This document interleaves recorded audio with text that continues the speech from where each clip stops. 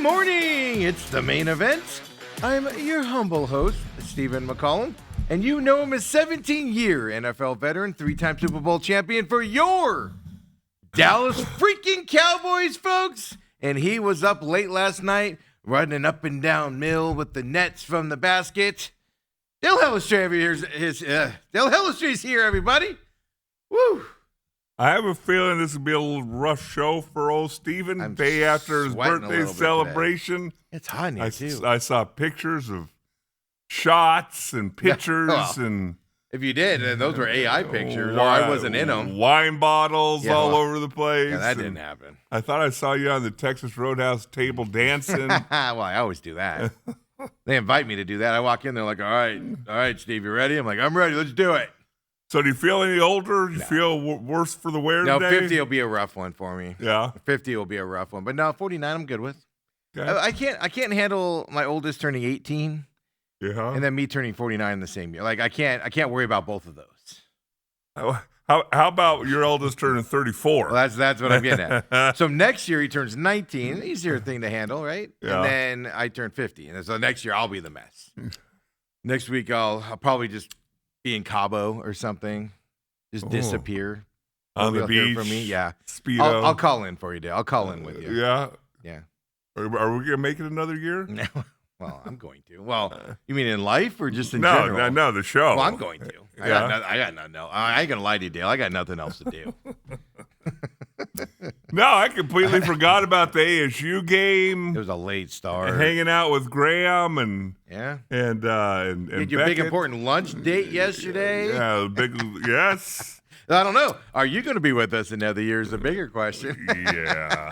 No, I like to get Dave's dander going a little bit. He was all worried, man. Yeah. It was great. He's like, what's he doing? Yeah. And I'm like, I don't know. He's got some big important interview. I don't know, man. He's like, good for him. Yeah. Good for him. But what's he going to do? What's he going to do? You coming back? I know. I'm just like, I don't know what he's doing, man. He's going to lunch. He's getting his grandkids. I don't know. It was great. You guys missed it. We got to have a camera for those interactions. Oh, you just had to make sure you had a button or whatever. Well, it won't go out live. Yeah. We'll record it and put it out later. Just highlights. Of course, the Angry Patriot is who you're referring to there as well. But no, it was a good birthday. I mean, we're at Texas Roadhouse. Okay. Had to deal with teenage drama throughout the day. You know, it can't be about dads. It's got to be about the teenagers. Oh, we went through that a little bit, but at least Graham, he's only 5. He's not 18. I just don't get teenage boys, man. That's all I'm gonna say. I'm not even talking about Ethan. I'm just talking about teenage boys in general. Like we were jerks. You know what? We were jerks back then too, and we did stupid stuff. And but we didn't have. That's the problem. We didn't have enough material out there to get problem. In that kind of trouble. That's the problem. Yeah. Kids today that want to be stupid have way too much access to stupid stuff. Yes. And they could do real damage. Yes. And stuff like that. Whereas I remember we were at Skateland one time when I was a kid, and I'm not going to name them. I could, because I remember this like it was yesterday. And a dude played Ragdoll from Aerosmith on the speakers. And the girl that was directed pointedly to a girl. If you know the lyrics to Ragdoll, she was bawling all night long and all that stuff. Embarrassing. Like, that's the worst week. Which I'm not saying do that. But I'm saying, like, that's the worst week. Yeah. Yeah. You know. Nowadays, it's just simple phones, man. Right. So, but it was, so just kids and your kids' parents. Come on, man. Come on. What do you have? On your birthday, you could have waited till today. Yeah, believe me. Yesterday was Tuesday, day after a holiday. Yeah. I got a call from my insurance company. Oh. Wishing you a happy birthday? I got a call. No. They texted that. I got a call from, it's never good news with them these days. Then I got a call from the Cardinals during the show. Oh. Yeah, never a good call from the Cardinals. Where's your money? Yeah, no. They're actually taking payments now. They started them in January. Okay. Hey, we want to move you to a suite? Yeah, no. Yeah, we want to give you some benefits back. No. I think what they did was, so I sold because every once I have 4 tickets, and every once in a while it's only me, Ethan, and Otto maybe. So I have one extra ticket, and like Ireland backs out at the last minute. So I just throw it up for sale, for like whatever, $100 or whatever. Like just somebody take it. And you can't even get that for it. So I had a $135 credit this year. And I just put it on my account. So they wanted to know how they wanted me to allocate it. And I was like, oh, lower my last payment by $135, please. Thank you, Michael Bidwell. Look at Michael taking care of you. And here's the sad part. That's not even the price of a ticket where I sit. But more importantly, that was probably 2 or 3 games Ooh. that I only got $135 for them. So thank you, Michael Bidwell, for the resale value of your football tickets. So if you put that, so you have to go through the Cardinals to sell your tickets? No, they can deposit it directly into my bank account. Okay. But there were such small amounts, I didn't care. Actually, my thought process is, if that happens where like Ireland doesn't go at the last minute or somebody backs out at the last minute, and I'm talking last minute, I'm talking Sunday morning, like as we're getting ready to leave type of a situation. Mm-hmm. So then I'll just throw it up on the drive over there, and I'll look and see, and they'll be like, your average ticket price is, well, in the Cardinals case, $75. And I'll be like, all right, I'll throw it up for $50 and just see if somebody takes it. Right. Because the whole goal is just somebody take it. Nobody ever comes and sits down next to us. I was going to say, that's the thing. No, because once you get to the club level, you can go move around. It just gets you to that level. Right. So if somebody gets like $75, $50, they get to that level, and then they can go sit wherever. They have seats. They have seats up in the area, and stuff like that. But, yeah, whole $135 credit, Dale. And it was for the last 3 games of the year. I know that because I couldn't get anybody to tag along for those last 3 games. Come on, those were barn burners. So they called about that. State Farm called, to remind me. I have to replace perfectly good roofs if they want to continue to insure them. Ooh. So I got a decision to make there. Okay. And everything. Your roofing guy's really good, by the way. Came in really cheap compared to everybody else on one of my properties. I was going to say, I would ask if you called him. I did, yep. He gave me a great. I'm gonna follow up with him today. It's been a couple weeks, but Good. I have a lot of work coming his way if he's cheap. So I got to do some negotiating later on. See, you're trying to get him down more? You're practically giving it away as it is. Oh, whatever. Making money. I got 4 more. 3 more. If I want State Farm to continue to do it. Then I'm working on the move here because we're moving out of this studio. So we're looking for a different commercial space and everything. That's a pain in the butt right now on top of everything else. It's just, I'm not going to make 50, Dale. I'm just not going to make 50. Just not going to do it, man. Yeah, you miss a couple naps. I did get a small nap in yesterday. I'm sure you did. I hung up with the insurance. I called the insurance company on the way home. Called the Cardinals on the way home. I'll call the Cardinals first. I called Uncle Lou because he does commercial work, so he's looking into some spaces for me and stuff like that. So I called him, left him a voice message. I got home and was doing some stuff, and I'm like, man, I got like 30, 40 minutes before the kids get home. I just laid down on the couch. Ooh. With a little snoozer. Oh. You know what? I came to really enjoy a 25-minute power nap can reinvigorate me like no other. Oh no, I got woken up in a very violent way with a very concerning phone call.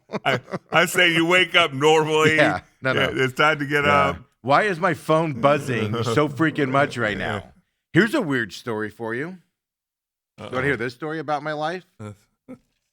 So Autumn and her daughter Elizabeth went to dinner with us last night. We went to Texas Roadhouse. That's very nice. I was I was in a deep sleep, just like out of it. And I'm like, where do you guys want to go to dinner? And the kids are like, oh no, it's your birthday, you pick.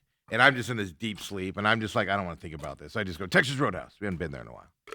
So we go there. Autumn and her daughter came. They came to the house afterwards. We got cupcakes, and candles and all that stuff. All that. And then I had to take Ireland to her. So they left. And then I had to take Ireland back to her mom's house. Cool. No problem. Whatever. About 2:30 this morning. Ooh. I'm sitting there. And I was already up to like 10, watching the ASU game and dealing with other phone calls and stuff. Yes, phone calls at 10:30 at night are always fun. And I'm sitting there dealing with all that stuff and everything, watching the ASU game. 2:30. Was there somebody at your front door with a mask on? Okay. This is what's creepy. No. You think you would learn this less. I let my Ring, because I got Ring cameras, which I hate cameras on the property. I hate them. I hate everything about them. But since I got broken into and that whole story with it is, by the way, the ringleader of that group has 40-something felonies against him. Felonies? Felonies. Yeah. He's a 21-year-old kid. He's the ringleader of the group of the guys that broke into my house, stole my car. Multiple other cars out there as well. It's like 40-something charges. Wow. Like they sent me this thing in the mail because I'm a victim. They sent me this thing in the mail, and it is 3 paragraphs of charges against this kid. Yeah. Yeah. And he's starting his court process. So now they're calling you. Hey, do you want to, talk about this? Do you want to be part of this and all that stuff, right? So I got that going on. But then on top of it, I'm sitting there. So I have these Ring cameras, but I let the subscription die off. Oh. You think I would learn from the Savannah Guthrie thing, right? Yes. Last night at 2:50, I'm sitting there or 2:30, I'm sitting there just passed out asleep upstairs. And my heater's just going like crazy. Now I left my window open, and I'm like, my window's not making the heater downstairs just blow constantly. Oh no. So I'm like, what the heck's happening? So I get up and I close my window. And all of a sudden I see like from my, because my room's at the end of the hallway upstairs, opposite of the front door and the stairs and everything. And I see like a light glowing from downstairs. I'm like, oh, Ethan left his computer on and his door open, whatever, something like that. So I stick my head outside. And the heater's going for like 15, 20 minutes, by the way. So it's like 3:10 right now is when I decide to get up and deal with this. Because I'm hearing the thing go from like 2:30 on. Right. And I'm just like, what is happening? Like this is ridiculous. It's not that cold in this house, whatever. So I get up. I stick my head around the corner. Front door is open. No. Open. So I go to my thing, and it says 2:50. The camera registered something in the front at 2:50 in the morning. Now, it registers stuff at night because animals run in front of it on my patio and stuff like that. Cats, birds fly in front of it. 2:50. Birds can't open the door. No. Well, what I'm wondering is, because I didn't check it. I don't know. I have to check with Autumn. Autumn, if you're watching. Because when they leave, I have one of those automatic locks where you press the button and it locks itself. Yeah. But you have to do it. You have to do it yourself. I don't know if they locked it when they left. So maybe they didn't shut it all the way. Maybe it was just loose. So now you got to go room to room. Yo, I did. I walked in there and I opened Ethan's room first because he's the only one there. I opened Ethan's room first, and he's like, he was like, what? I'm like, just making sure you're here, bud. And I go, hey, did you by chance go outside anytime recently? He's like, no, I've been asleep. What a stupid question. He's like looking at me like I'm nuts as he's passed out. I check the gaming room, make sure the computer's still in there, all of that stuff. I check Ireland's room upstairs. I'm checking upstairs first because I'm like, hey, got enough time to leave still. But I have a camera downstairs on the inside, and that never triggered. So either the door blew open for some reason, or somebody was at my front door and pushed it open and then walked off when they realized cameras or whatever. But I can't check it because I don't have this subscription. Come on. So yeah, I know. So I had to check I was checking every room, check the garage. I got the baseball bat. No, I'm just kidding. And I'm like, what the heck? So I shut the door, lock it. So if they remember if they locked it or not, I mean, because my door, you have to actually pull it shut. It's not one of those that just closes by it. So you actually have to pull it a little bit. Otherwise, it's a little bit open. But yeah. I mean, for 5 minutes, your heart's racing. Every corner you turn, and there'd be somebody there. I went in and checked on my dog. She wasn't barking, so that means nobody was in the house because she would have been barking and excited. I would have heard her moving around in her kennel. You would think. And like I said, there's a camera down there, so the second they walk in, they would have been picked up, and it would have said downstairs camera lighting up and stuff like that. So I'm fairly confident the door blew open, or somebody was outside and then realized cameras, and they were like, "All right, time to get out of here." So I had to shut that door. I had to deal with all that and make sure everything was locked up. And there's no way you're falling right back asleep. Well, that's the thing. I went back upstairs and I'm just sitting there like 3. That's the worst part. Like 4 o'clock. I fall asleep and I got to get up at 5. Playing everything through your mind. Okay, so I'm like, did I leave the door open? And I was like, I didn't go out. So Autumn and Elizabeth were the last ones out the door. And if Elizabeth went second, that means she probably didn't pull it and lock it or whatever. But it also tells me if somebody can unlock it. I also have that system because I hate keys. I hate walking around with keys. Okay. So I have one of those keypad things, right, pressing the deal and everything. And it says nobody pressed the keys in to go, which tells me the door was open. But that doesn't mean that somebody didn't walk up to my front door and try to enter. I'm gonna go with it. The door was not fully closed. Yeah, but I mean, somebody could walk up and just why you use do the that? handle and open the door. And then turn around. It wasn't open a ton. Like it was open like enough that you could see light coming through, and cold air was coming in. So it wasn't like somebody like opened it all the way and try to walk in or something. I bet you one of them just forgot to pull it. I hope so, because what am I gonna do now? Now I got to go get a gun today. Well, you also need to get your damn subscription going. So while I'm laying You in just bed, you've heard I for know. 2 weeks. you think I would have Yes. learned? Oh. This is my first thought, Dale. This is my first thought. I'm gonna go missing, and they're gonna go. Some local idiot didn't have a subscription. Now he's missing. Blood everywhere. Now he's missing, and we're trying to get to rings back things to get a video of it. A Guthrie lookalike. God, Steve. Yeah, so that was my nightlight. Before you do any 49 roofs, years old, and look at all this stuff that before happens. you do any roofs, before you do any, get your damn subscription. I need to get my head on straight is what I need to do. But no, so then I'm laying in bed and I'm upstairs. My wallet and everything's down on the table. My computer was there. Yeah. You know, because I keep that on the downstairs table. The car key was there. I keep that on the downstairs table, all that. So I made sure all that was there. But like I said, the downstairs camera would have, unless they unplugged it, but then it would have told me if they unplugged it. No. So I agree with you. I think the door just maybe blew open a little bit. Yeah. Because a little bit of wind last It's night. just with the storm weird. coming in. Yeah, No, it's creepy. Yeah. This is my point. Why 2:30? It's creepy. You know, why not 1 o'clock? And I was woken up by the heater going off downstairs because just the cold air is just blowing in. Creepy.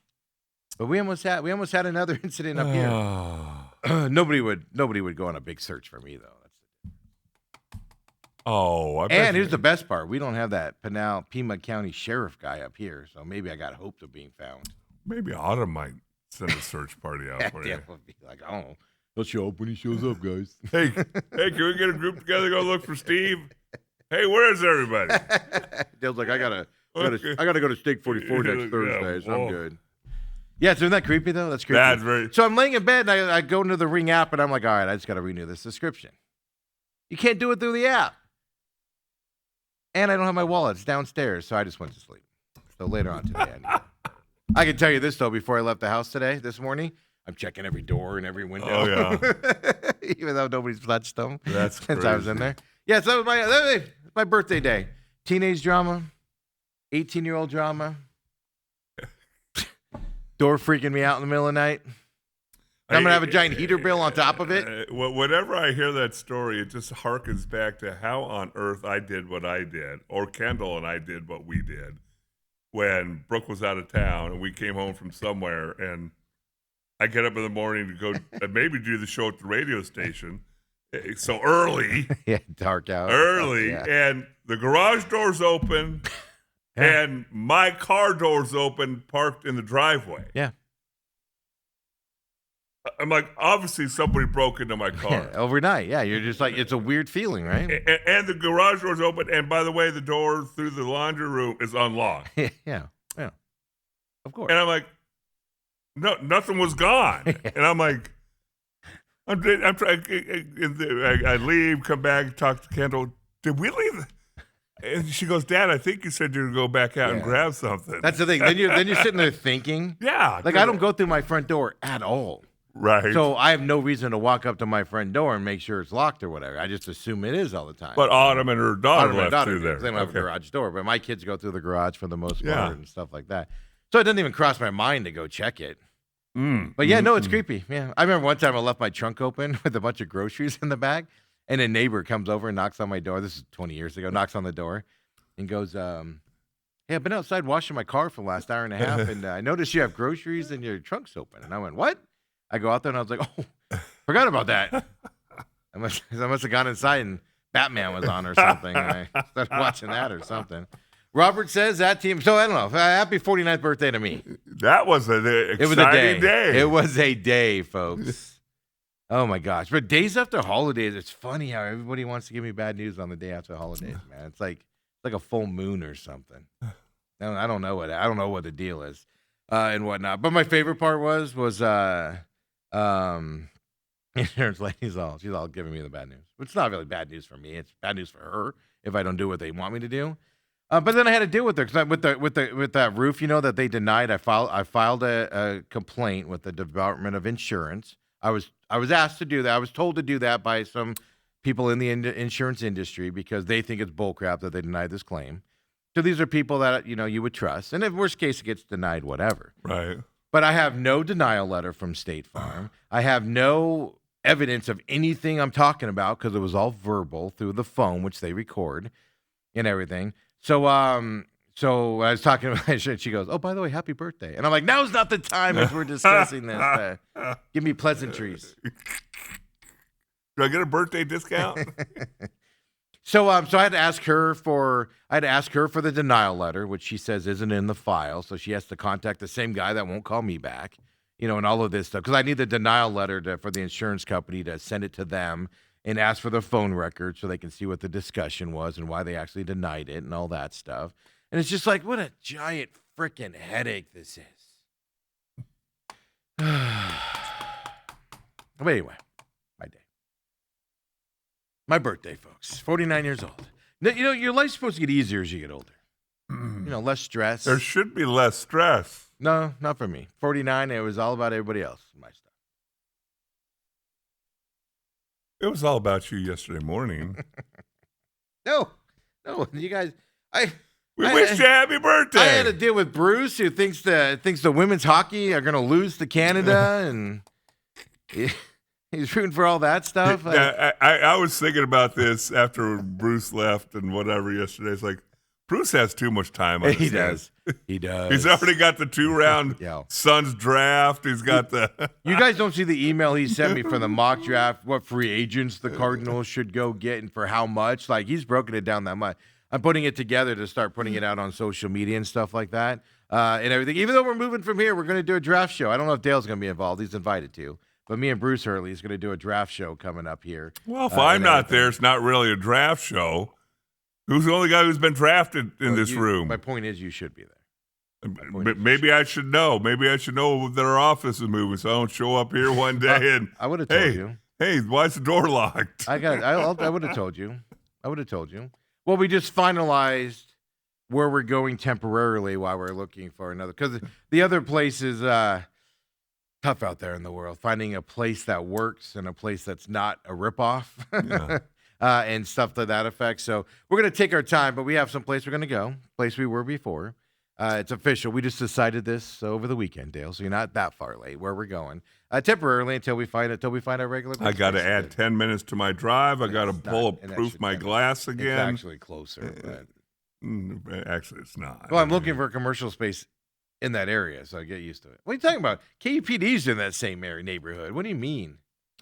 No, it's not. Yeah, it is. It's literally a mile away. Further than that. Whatever. But that neighborhood. It's perfectly fine neighborhood. You better get the Ring camera on that place.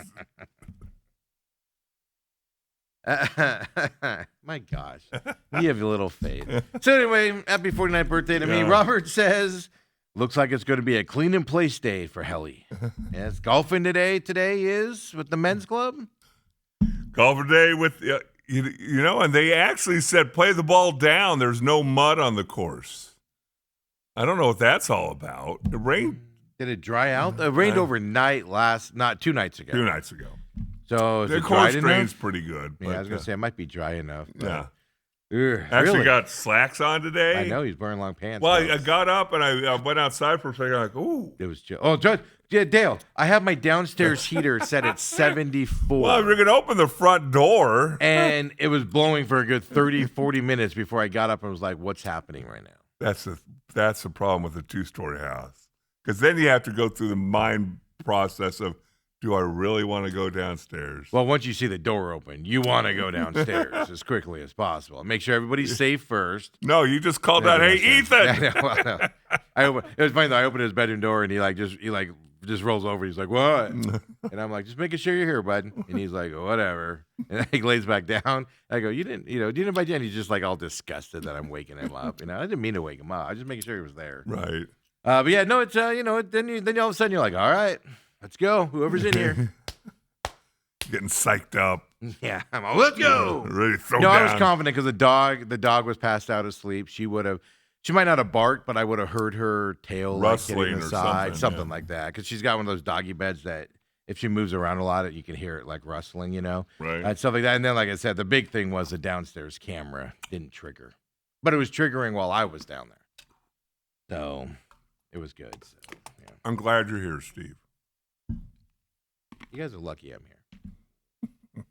here. Seriously, my FBI might be at my house right now. I don't know.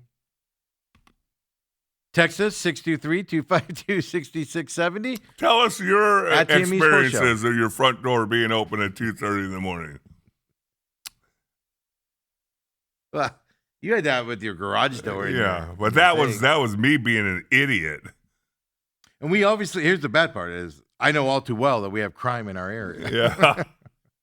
That's the worst part about that. I mean, seriously, think about that, driving down the street and going, it's 2 o'clock in the morning. Why is that guy's door open? But like in I the said, garage? it wasn't open a ton. So I think from the street you wouldn't have noticed. No, I'm it not was saying open. you. I'm saying me. imagine driving down our street. Oh yeah. Oh no, that's what I mean. Yeah, your garage doors. I have neighbors that leave. I shouldn't announce it, but I have neighbors that leave their garage doors open all the time, like all day. Like you can see everything in there. Yeah. And I'm like, oh my God. Like I have nothing in my garage except for like boxes and like those chairs, Well, they go to like when you go to those kid stuff. Got 6-bedroom house, you just put everything in the extra bedroom. That is true. That is true. Extra TVs in the hall, everything else in the bedroom. So that was it. But hey, all that excitement yesterday. I got to watch the whole ASU Texas Tech game last night. I didn't even give ASU a chance. Nobody did. That's why nobody talked about it yesterday. And they beat Texas Tech. It is amazing. It is amazing how Bobby Hurley's attitude, man, that dude needs some Prozac to just moderate his attitude. When they win, everything's so great. When they lose, this team sucks. They don't listen to me. I'm not doing my job right. He's just a depressed guy. Just give him some Prozac or something to just moderate those emotions that he has out there. No chance at all. And I guess we should have, huh? It was a fantastic game. Yeah. It was a fantastic game as well. But the big news today I got for Dale, we'll talk about that coming up, but the big news I got for Dale today, or big question for Dale is, Suns get back on the floor tomorrow night. Correct. Have you been thinking about it? Have you been watching everything? Booker going to play? Green going to play? Well, obviously, our boy Brooks is not going to be playing. Nope. And every 2 technicals moving forward is another suspension.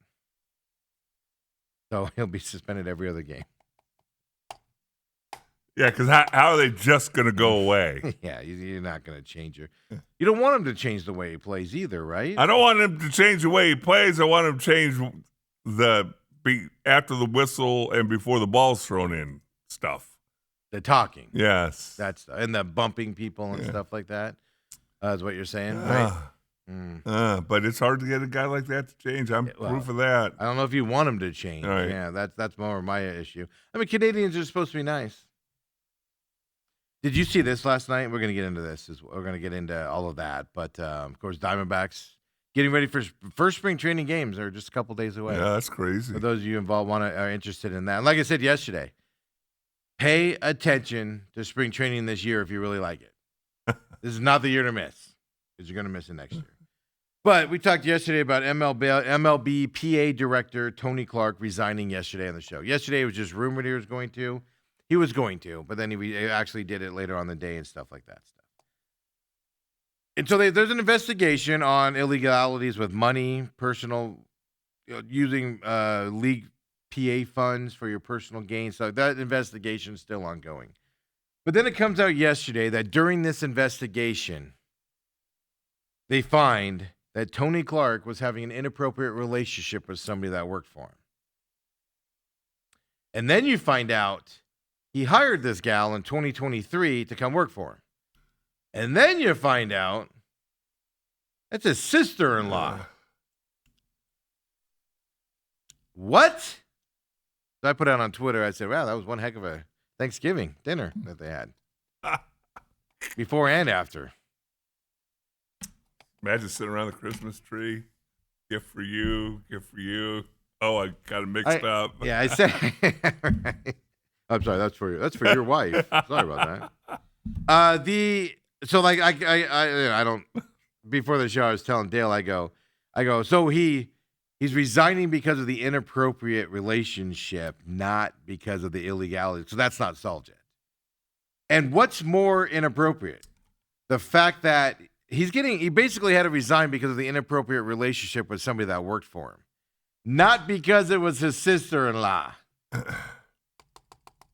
Wow, talk about drawing lines. So he's been part of the union, head of the union since 2013. We saw the recent NFL guy as well got blown out because of irregularities and not taking care of the union. I don't understand why they don't do more of this. Just these unions need to get new directors. Whether it's 5 years, 4 years, 3 years, you've got to do it, man. The power goes to these guys' heads. So the point where they start messing with money, thinking they're all powerful, and stuff like that, and they start doing, I don't know if I'm going to go as far as say start doing things like your sister-in-law. But this power goes to these guys, these positions' heads, man, with the power that they got. You got to do something as a players' association. We got, you've done a great job for 5 years, but your time's up. Time to get somebody new. Right. Because I've just noticed the longer somebody's in these positions, the more likely it is that they get blown out or have to resign under disgrace. And could you imagine if this was the case where, so he did this CBA in 2020. Okay, cool. Then he gets blown out at that point. And a new guy comes in for the next CBA, right? And then after this CBA happens, then that guy goes away, and a new guy comes in and gets ready for the next one, right? Like, it's as simple as you can do stuff like that. But this is not a good look. The union's being put at a disservice right now beyond belief with CBA talks coming up. Enjoy your spring training, folks, in this baseball season, because it's going to get ugly. Yeah. And you read the article, it's like, oh, well, on the positive side, at least it happened now and not in November when negotiations are whatever. But doesn't matter. It's interesting. There's one-team partners that him and Maurice Smith. Yeah. Another guy who under some ill repute with the NFLPA. NFL guy. They're working together, Dale. Yeah. That's how Tony Clark, that's where the baseball investigation started. Because the NFL guy got caught doing shady stuff. And then they went, oh, you're working with the baseball guy, huh? All right, let's go look into baseball now. It's interesting because, it was brought to the players' attention, and yet they still did not look into it until the government started. And the same thing happened with football. Yeah. There was rumors that he was working with owners and not the best interest of players, and the players ignored it. That's what surprises me the most. The rumors have been out there for a while, I guess, in baseball circles, and all the players are like, "Oh, we're good with him. He can get us a good deal." It's crazy because this thing ended up being worth a lot of money. Yes. Yeah. $2 billion. Yeah. They enriched themselves, and now it's supposedly shut down. Allegedly. Yes. Because the government was coming looking. So where's that money? Well, Tony Clark's got to live off something, man. He's not going to get another job anytime soon. Wow. But here's my bigger issue, especially for Tony Clark, well-respected guy. Yeah. Until this happened, very respected. Oh. Owners respected him. That's my argument going into this deal. You put somebody in there, you're losing a monicum of respect in a high-stake negotiation. You're losing some of that respect now. You got somebody else going. Even if the owners know him, the relationship isn't the same as Tony Clark's been there since 2013. They might, the owners can smell blood in the water, right? Where they can kind of try to tsunami them a little bit, see what they can get away with. All those factors come in. This is going to affect it, whether you believe it or not. And you can say everybody else is the same. It doesn't matter.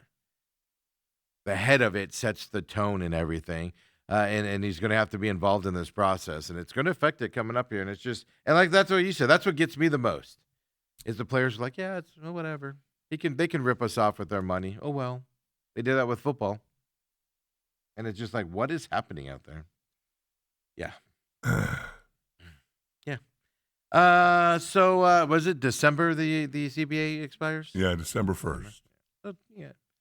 Plenty of time, Steve. You got somebody else. You got time enough for somebody else to take the position and court his sister-in-law.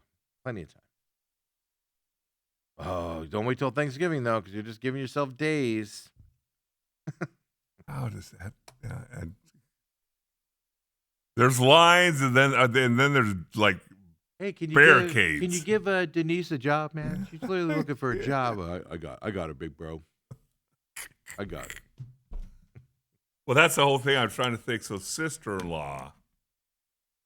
So that would have to be either his wife's Yes.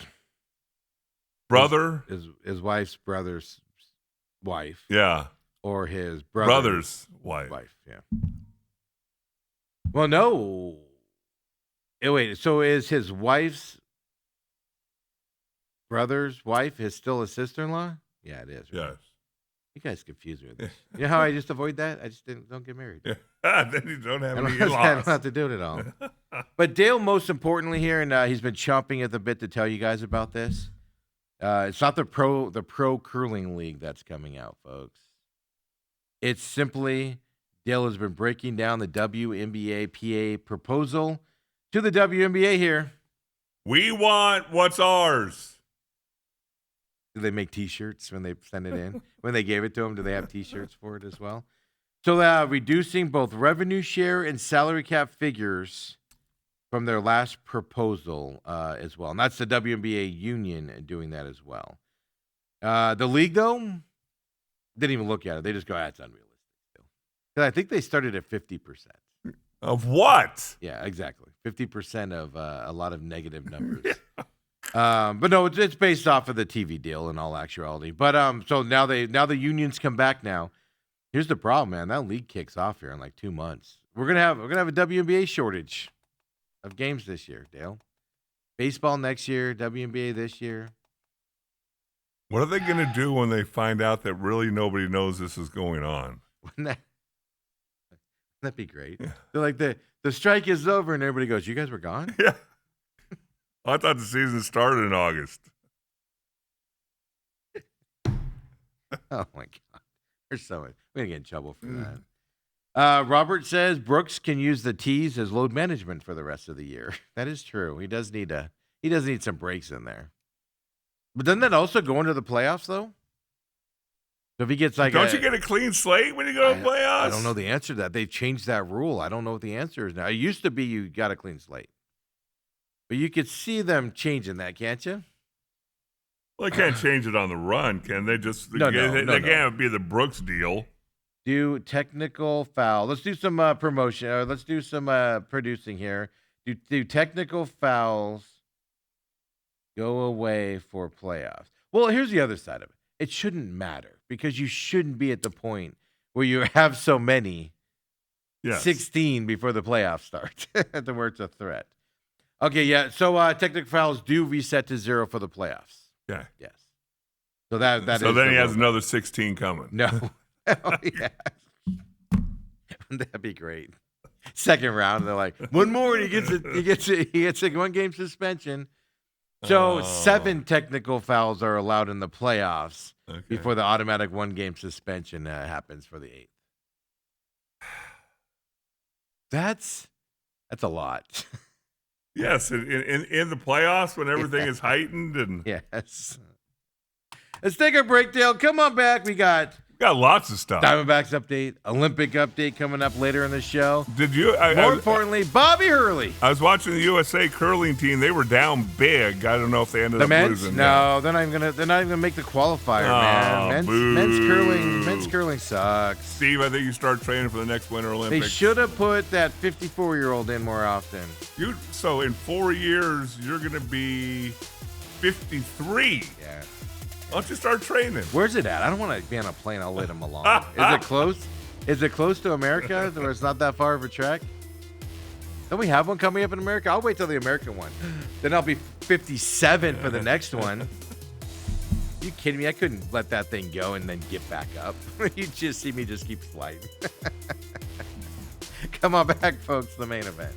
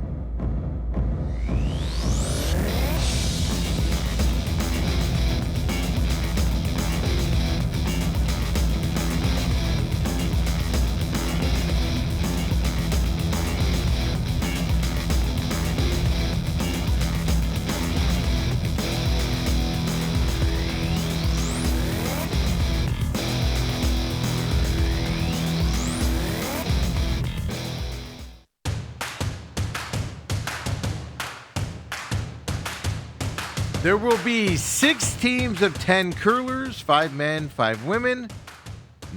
Multiple former Olympians are as well in this curling professional league. Each team will have its own logo. They'll mix together players from a wide range of nationalities as well. Is it all over the United States or is it all in one It location? doesn't say. Yeah, can you imagine you have to travel every week for a game? The Rock League, what it's calling. Okay. It'll begin in April with a 1-week preview season in Toronto. Then beginning next January, it'll kick off its touring and 4-week season. Then it'll be Saskatchewan, Nova Scotia, New York, and Ontario. So it does rotate, but very close-knit area. Right. Is where they're going as well. So, yeah. In other words, Steve, you'd have to move. Yeah, and I'm not doing that. They're just going to have to live without. They're just going to have to live without me. Imagine being up in Nova Scotia and leaving your front door open at night in February. The air wouldn't even keep up. The heat wouldn't even keep up. It would just be like, done. I give up. You're dying. Have fun. Freezing to death. Yeah. So U.S. women's hockey team has gone 331 minutes, 23 seconds, and counting. That's just since it gave up its last goal, Dale. Wow. Break that down. 331 minutes divided by 60 is how many hours? 60, that's 120. That's 2 games. I think it's 70. 120. 70 240 is hours. 4. So 5 games. 5 games? At least 5 games. Well, I know it's been at least 5 because nobody scored on them here in this first round and stuff like What that. happens if they score after the opening draw? Canadians? Yeah. Opening draw, slap shot right into the net.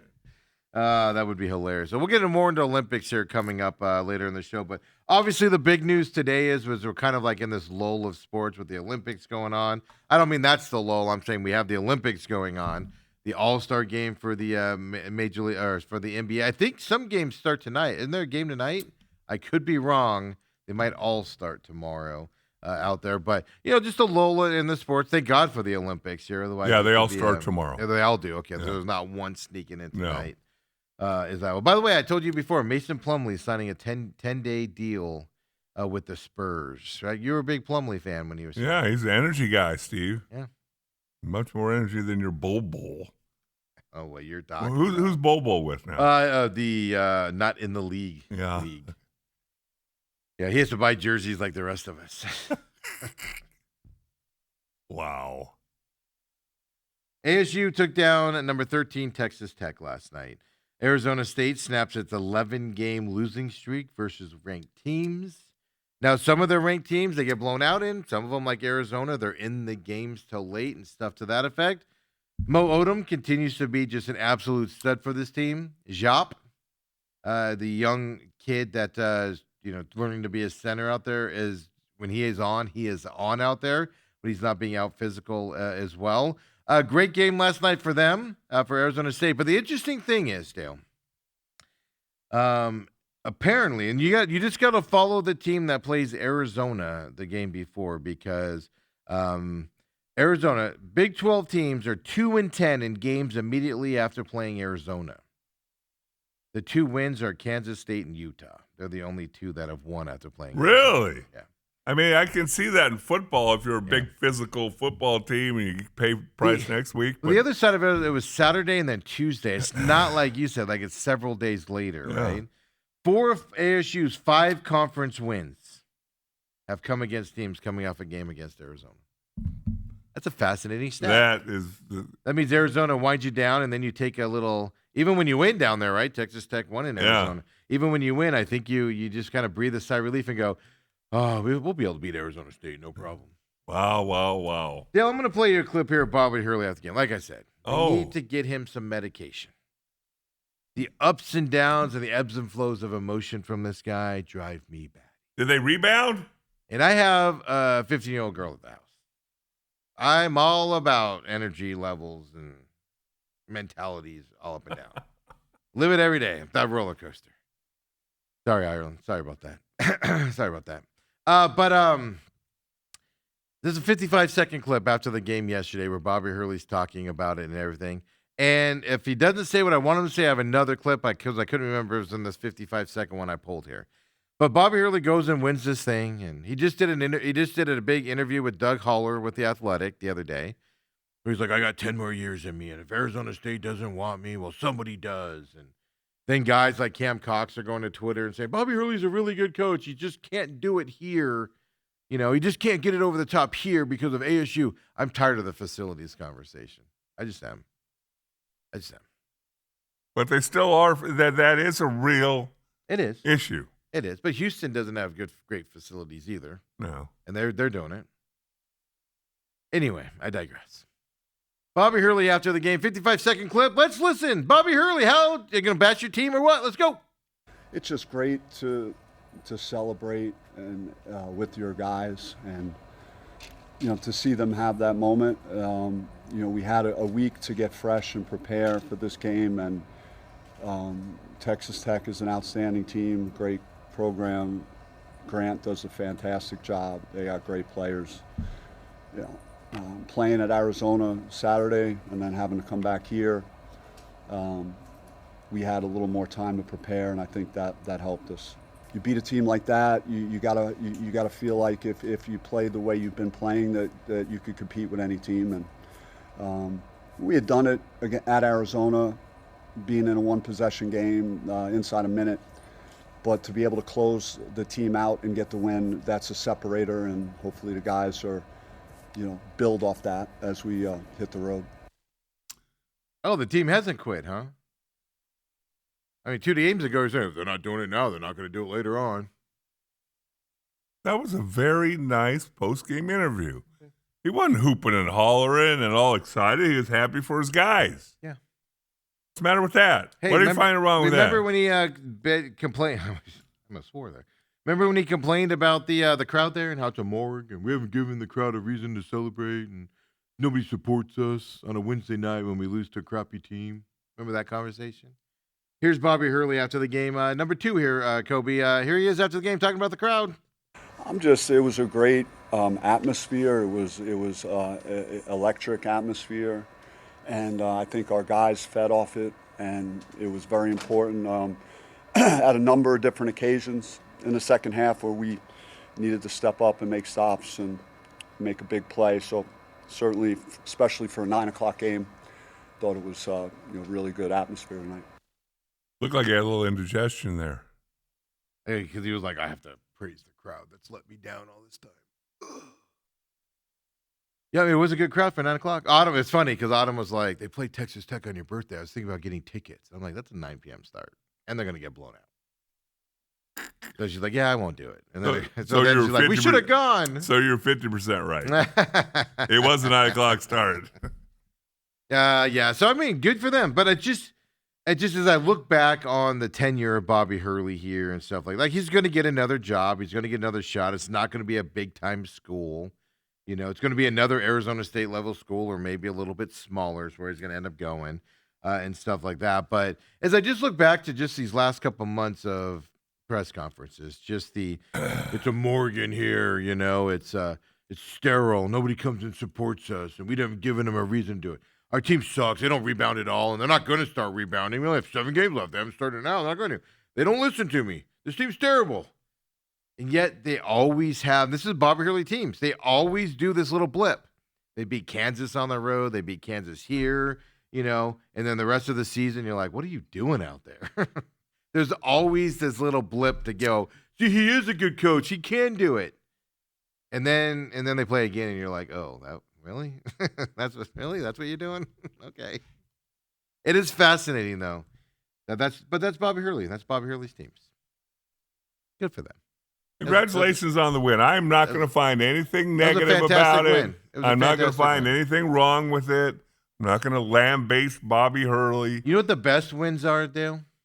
Unexpected wins. I just like them to get to the point where they expect to win some of these That's games. the problem, is you never expect them to win. So every win's an unexpected. 14-12 now, Steve. Oh, great. I wonder what their PenCom rating is. Wait, they're 14-12? Yeah. Oh, because they beat Oklahoma State. 5-8 in the Big 12. Yeah. Toughest conference in basketball. Yeah. SEC. The problem is they've lost to the non-tough teams in the Big 12 as well as the really good ones also. Yeah. I think Arizona fans are going to hate me for this. Sorry, Tucson media, Arizona media. I'm sorry. Nobody likes to hear what I have to say, as they said on Twitter the other day. Freaking clowns. But the Arizona's in a lot of trouble coming up. Koa Pete's going to be out longer. Deep tissue injury on his thigh area. He's going to be out for several games. Now, I think Arizona's stance is going to be get everybody healthy for the Big 12 and then the NCAA tournament coming up. It's going to be more of Arizona's stance. So I have a feeling we're in store for another couple losses here coming up. I'm not saying they're going to do it on purpose. But Kansas at home, Houston at Houston, I think is where they go. I think they're in a lot of trouble here. I think Koa Pete's the linchpin to this team. Not that they can't win without him, but I think he's the guy that can kind of get him over that hump a little bit on these big schools. And if he's going to be out for a long time, I think they're in a little bit of trouble. How about this stat, Stevie? Give it to me. This is Bobby Hurley's first consecutive Big 12 wins since ASU joined the basketball league. Well, that was last year. Yeah. First back-to-back wins. Hasn't won 2 in a row in the Big 12 in 2 years, huh? And now they got Baylor, Kansas, and Iowa State. No, Arizona State? Yeah. Road trip to Baylor on Saturday. And they have Kansas, and they have Iowa State. Oh, I'm like, don't they have? I was like, okay. I was thinking of the women. Sorry. We're like Bobby Hurley, I think women. Make sure your front door is closed. Have people hunting me now as well. Yeah, Baylor's beatable, but Baylor and TCU are those teams where you can beat them or you can lose to them if you don't play the way you want to, right? Just they're probably equal talent, but you got to go win those 2 games. And same thing with Utah. You just go win them, especially when Arizona State's at home against Utah there. But Kansas and Iowa State to end the year, good luck with that. Before the Big 12. Yeah. Before the big run in the Big 12 man, the Big 12 champion, the Big 12 tournament. I don't know how you're not looking forward to that. That's a mini NCAA tournament. That's a mini Final Four, Final 8 coming up in that. That's gonna be fantastic to watch. It's gonna be good basketball everywhere. BYU's in a lot of trouble. They've had injuries and stuff like that as well. So I think BYU's taken a step back, but Arizona, of course, has BYU today, 7 p.m. tonight. I do think Arizona will beat BYU tonight at home. But like I said, it depends on how long Koa Pete's out here because they got Houston at Houston coming up on Saturday. Baylor's their gimme. Then Kansas, Iowa State as well coming up here. So it just depends on how long he's out. They can win him with them in there. I don't know if they can win him if he's not in there. We'll see. Well, then you got to, enter into the fact, if he's iffy, do you even play him in the regular season or save him for the postseason? Get him healthy for the postseason. Well, here's the thing. Do you risk losing a number 1 seed to make sure that he's healthy and the whole team's healthy going into the tournament? Or do you want to fight for that number 1 seed and make your NCAA tournament easier? Is that a decision that you factor in? That's the question I got for you today. Yeah. Do you factor that in? Because ideally you say, no, you want to be healthy for the tournament. Who cares what seed you are or whatever? But a number 1 seed is pretty noteworthy. There's a lot of pride with that. Yeah, but they've lost their first game as a number 1 seed before. They've lost it as every seed, I think. 2, 4. You look at it. Houston's number 2 in the rankings. Arizona's 4 right now. Iowa State's 6. Kansas is 8. And Texas Tech is 13. Yeah. And BYU's 23. 22. That's a lot of schools from one conference. Yeah, that's what I'm saying. The Big 12 tournament is going to be absolutely amazing to watch. It's going to be your first round matchup is going to be against an almost ranked team. A team on the verge of being ranked. Crazy. Arizona State women today, 5:30 p.m. They're at Iowa State tonight. Molly Miller and her team getting it underway again. 8-6 in the Big 12 for them. 21-6 overall, Dale, for the Lady Sun Devils out there. You've done a great job. Well. For coming in here, but this is my point because like Coop, Coop who joins us on Tuesdays, it said before, who are you going to get better? I don't know. But a lot of people said the same thing about losing Charlie Turner Thorne. Now, it took a couple to get to Molly Miller. Yes. But they're out there. It's your job to go get them and bring them in, bring in that energy, bring in that recruiting base, and the young energy that can come in and face that stuff. That's what I do. And I thought more about it because Coop, was kind of having fun with it. I just say Bryce Drew, just because I like the idea of just rating GCU all the time. Well, I they've don't, never I don't done hate anything GCU. to I don't you. hate GCU. Yeah. I just find it funny. That's all.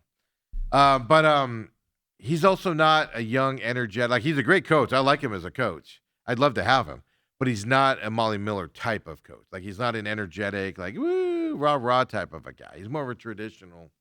He's more rah-rah than Bobby. Well, 100%. Well, Bobby's rah-rah if you, like, spittle in your face while he's yelling at you the whole time. Then he's rah-rah. Wow. I have so much anger for this victory last night. You do. You always find something negative. The problem is it's 10:30 and it's just after halftime. That's late. I was up anyway, but that's late. Yeah, and you're gonna be up. You're gonna be up till 2:30 anyways. You should know that. Man, stupid front door ghosts in my house. When we come back, we'll keep it rolling. Talk a little Diamondbacks baseball. Spring training games start just a couple days, folks. Did you see what Ken Kendrick had to say the other day? Spending money, Steve. Spending They money. always got to let you know how poor they are and how they're willing to just spend anyway. Spend, Steve. Why can't they just have a conversation without talking about Because money? it's spend. The Dodgers don't talk about their money situation and spend. Stop. Come on back, folks. Second hour main event coming up next. Get the AC fixed.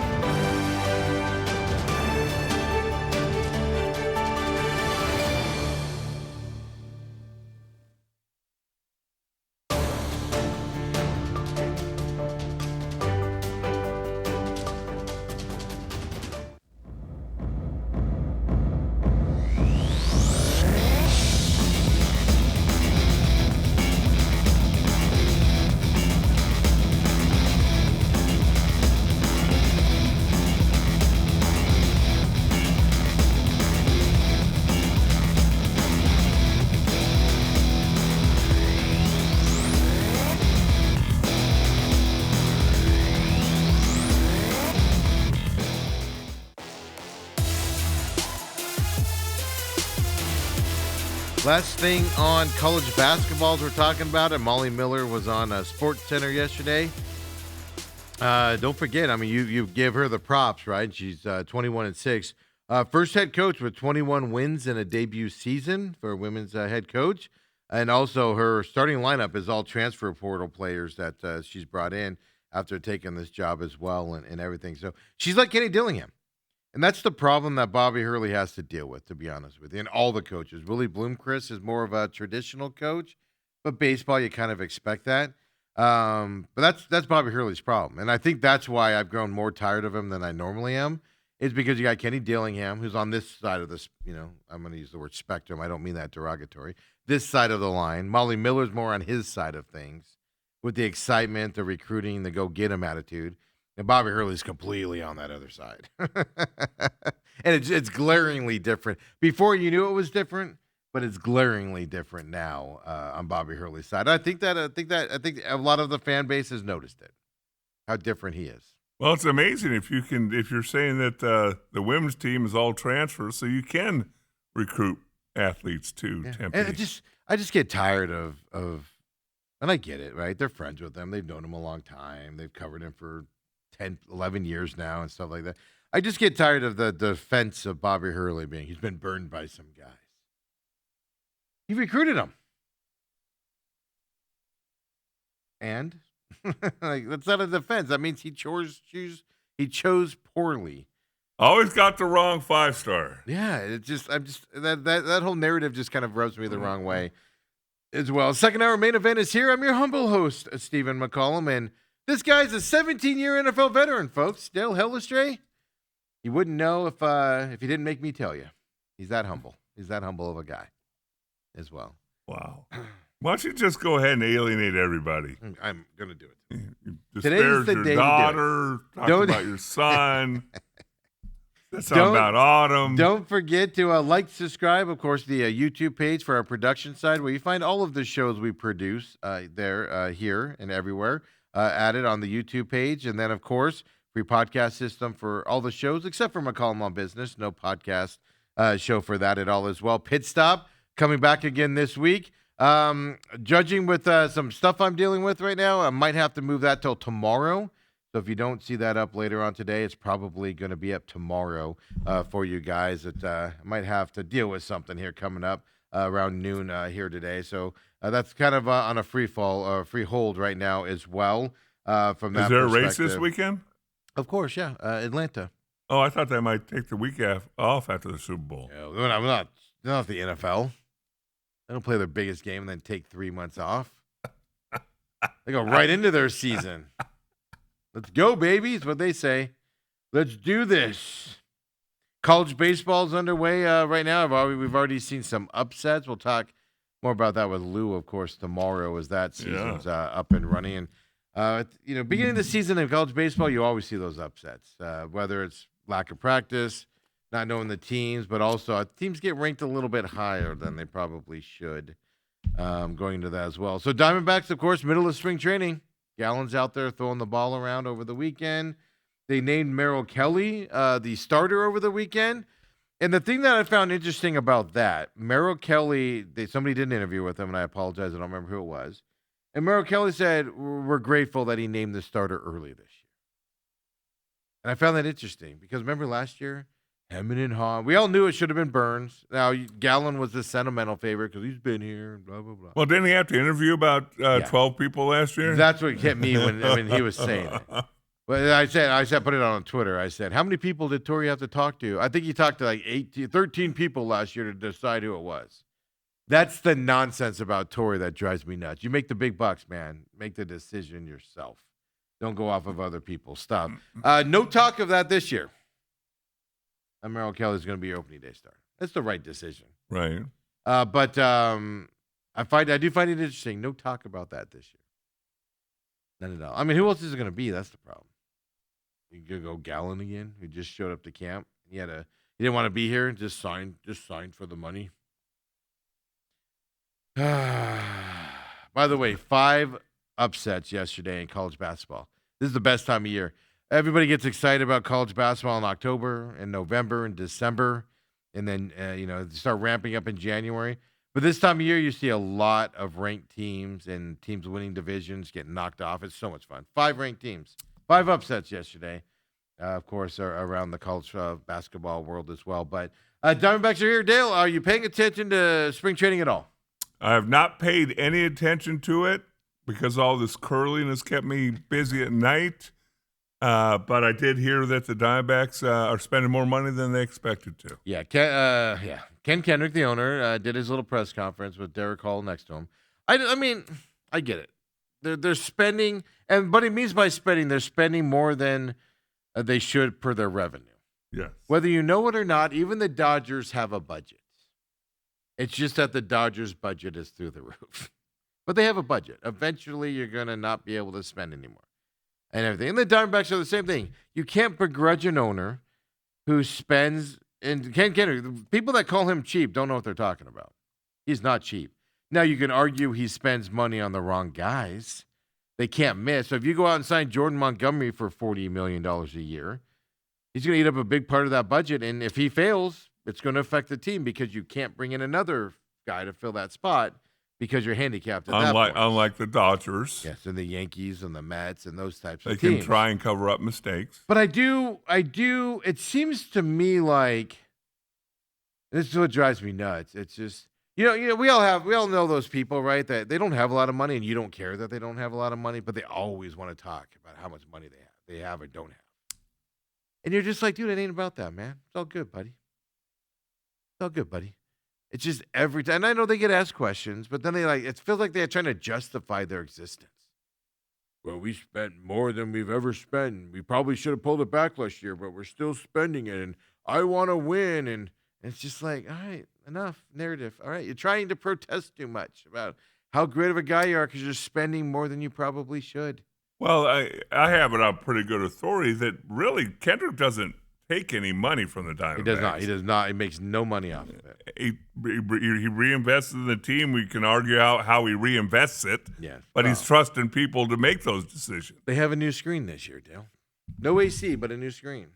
You'll be distracted by the screen, Steve. You won't even sweat a drop. Just remember how cold you were last night with the front door open. I'm gonna go to the stadium this year. I'm gonna be like, somebody open a damn door around here. I feel a draft. It's cool as down. But that would be more of my question with Ken Kendrick is, how are you spending the money? Which is what I talk about with the salary cap floor. That, baseball, they have to get a salary cap and then a floor. Doesn't mean you spend your floor in the right spots. Right. You just give it to somebody that's not deserving of that much money just to hit to that floor, and it's easy to get out of and stuff to that effect is what you do when you do that. Instead of going out and getting higher priced players that, and stuff to that effect is what you do. Well, I have not tracked the Diamondbacks since he took over as owner with Ken Kendrick, but I know the last 3, 4, 5 years. You're talking after Colangelo. Yeah, the last 3, 4, 5 years, they're constantly in the middle of the pack, spending wise. Upper middle. Yes, yeah. And so if they're one of the lower revenue teams, that you would think that if they're going to spend accordingly, they'd be mid-20s. Low 20s. Yeah, and the people don't know that as well because people go, what do you mean they're spending? They're low payroll. Yeah. They spend off of their revenue that they get in. Mm-hmm. So if they go on a big playoff run, they can spend more than next year because they've earned more money with playoff games and stuff to that effect. And if they have a good season, all of a sudden you're talking revenue. 2 million plus fans. So, I mean, that literally is what it comes down to on the spending side. No, and that's what I just want to say is, I mean, it drives me nuts how a lot of the narrative that talk, like Derek Hall had his press conference, at the beginning of spring training, and it's all about the money side of it. Oh, we don't have a lot of money, and we're poor, but we spend what we can, and blah blah. And it's just that constant talking narrative of how you can't do something. Talk about what you can do. Talk about that side of it. But at the same time, this is what drives me nuts about it. At the same time, they do spend. He is not a cheap owner at all. You can argue what he spends it on and stuff to that effect, but he's not a cheap owner. And I would say they're building this team properly. The Atlanta Braves got good because of they built from underneath and, from the farm team and draft and built up their team that way with Acuna and all those guys when they were really good. So I think the Diamondbacks are going the right way there. And then you get a Burns that hopefully puts you over the top a little bit more in that type of movements and stuff to that. So I do give the Diamondbacks executives and owner a lot of gruff on that, but I want to be clear. I give them gruff because they talk about it all the time. Oh, wait. It's like they have to let you know how much money they spent. Oh, great. But did we spend it on the right guys, and now what does it mean going forward? But that's where you have to separate and go, okay, well, it's not Ken Kendrick scouting these players. Yeah. That's the guys below him that have been hired to do that. I'm willing to bet you when they signed Gallen, Ken Kendrick was involved in that. Hey, we can get Gallen for $22 million with this deal. And he had to approve it because they're already at their spending limit. He did that. He said he did that with Burns. He said he did that with Montgomery. Right, but he's not getting on the phone and going, hey, is Zach Gallen still out there? Offer him $23 million. Yeah. So he does do that. That's why I want to be clear. This isn't a Michael Bidwell situation with Ken Kendrick because I saw a lot of people, the other day after he spoke, a lot of people being like, do we have any owners that want to spend money here and blah blah blah. Ken Kendrick's not that guy. Now, is he going to go to Dodgers levels? No. Is he going to go to Mets levels? No. But he does at least try and puts it in the right spots and stuff to that. Robert says, seems like Kendrick is betting on being close at the break and then getting back all the guys on the injury list like their new acquisitions. That's the attitude I'd be going into. Look, this team last year, with all the injuries, was not that far off of being a playoff team. Right. They were in it in September before they fell off. 2 years ago, they were in it till the last day. Now, you can say, well, what are the additions? So they have a team that you expect, even with the bullpen problems. I mean, Seawald's going to save us all, folks. You always have to find the negative. Always. Just bracing myself, Dale, for this disaster. I think he's going to have a magical I hope he season. does. I hope he does. You kind of don't. I do. I really do. Oh, trust me. Last thing I want to do is all season talk about another blown save by Seawald and how Torrey's like, we're going to run it right back out there again. You kind of like that. He's going to come over it. But that's what Torrey does, so I'm kind of expecting him to do it. But no, in all seriousness, same team coming back. You've improved your third base side of things within a veteran. Say what you want about first base. You've improved your defense on the first base side. So they made improvements. This team will they make the playoffs is the question. This team should compete for a playoff spot and stay viable in the playoff run. So when you get Burns back, Martinez, Puck back, you get that little bit more of a blip. I also don't expect that much from guys that had Tommy John this year. That's the other side of it. Right. I just don't. But you could also say, you know what? Because what are teams looking for at the trade deadline? Oh, back-end pitching. Yeah. Bullpen. Some of the teams that are surprised need a corner infielder or something, maybe, or an outfielder, but again, another bat. And you're sitting there going, well, we got an ace and two. You got a bona fide number one starter coming back at some point. And this two year. above-average relievers. Yeah. Oh, I think Puck and Martinez are above. Right, average. but I mean, I'm coming off of tempering Tommy in. John Yes. surgery and those surgeries, this year to me is just don't get hurt again, get through this year, and then come back strong next year. Right. So they're just being an added bonus on that. I think that's the thing. That's the thing I like about this ownership group and the executives with Derek Hall and them. This is what I like about them. Is it would be very easy this year to just go, hey guys, sell everybody off. We're restarting from scratch with all these injuries. We're not spending the money this year. We can cut back, like the Marlins have done after World Series. Right. Very easy to do that. And this team decided to, for the most part, keep it the same with some corner infielder defensive help, knowing you're going to get these guys back. And you got to give them credit for that. And that's why I want to talk about this, is I don't give the Diamondbacks a lot of credit for this attitude. Now, I give them gruff because of their lackadaisical attitude towards some players, a lot of the decisions that are made, like staying with the third base coach for way too long when everybody can see it's failing. Staying with a reliever way too long, a closer when you can see that's failing. Those are the things that drive you nuts. Because if you can stop making those mistakes, Dale, they would have been in the playoffs the last 2 years. And that's where you got to stop it. And that, to me, that comes from manager and GM. You got to stop that stuff. When somebody is bleeding, you don't just throw them back out there. You wrap it up. You give them some breaks. You give them some time off, and you try to fix them without throwing them out there to blow it. And that goes for hitters as well. Stop throwing Lawler out there when he's 0 for 19 irregularly. No, but all they hear is play Lawler. Well, no, play him full time. Don't put him out there every once in a while and then go, guys, he's not hitting. Well, because he's getting in that bat every seventh day. Hey, Dale, something's happening right now that you might need to take a break from the show because I know you're going to be so excited about this. I got to give Dale a heads because he's probably going to run out of here. Cardinals got a first-round draft pick for Kyler Murray. No. Nathaniel Hackett, his press conference is going on right now. Oh, I bet you that is got to be so exciting. Just started. Nathaniel Hackett, the special teams coach, Michael Jobiel, and Nick Rallis, the defensive coordinator, are there speaking. I think we're going to refer to the special teams coach as Coach G. Yeah, Gobiel. Here's my point. I don't think I've ever said a special teams name, except when Bruce Arians was here. I don't think I've ever said a special teams coach's name in the NFL. The only reason you said that was because he was not very good, and you bashed him. Yeah, Bruce Arians needed to remove him from that position. You're gonna fire him. You got to fire me, Steve. I didn't even say fire him. Just casually move him to another spot. He's now official towel hanger.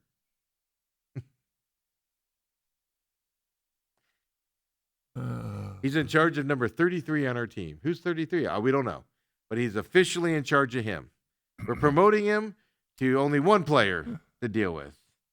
We're stuff bumping to that him up to the assistant to the head coach. I just knew you'd get super excited about that press conference. Yeah. I know you've been just wondering when Nathaniel Hackett was going to get up there and talk. And exciting. I am going to pay attention to that. I'm going to go back and watch it because I am curious on what he says. As long as he's not calling the plays and stuff, he's had success. It's just when he has to get into calling plays and He making doesn't have decisions. Aaron Rodgers. He did have Aaron Rodgers. You're saying Aaron Rodgers? We had Aaron Rodgers in New York for 3 Right. plays. How will that go for him? Wow.